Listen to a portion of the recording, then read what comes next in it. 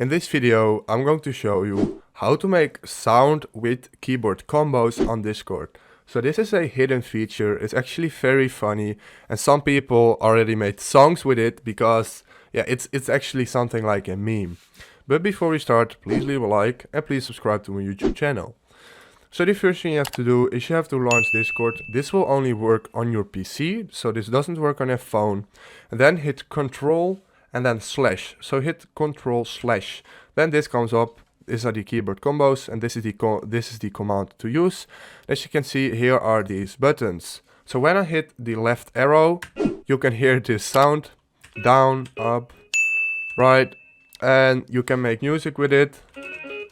Yeah, this is basically what you have to do to make these meme sounds. If this video helped you out, please leave a like, please subscribe, and see you next time. Bye.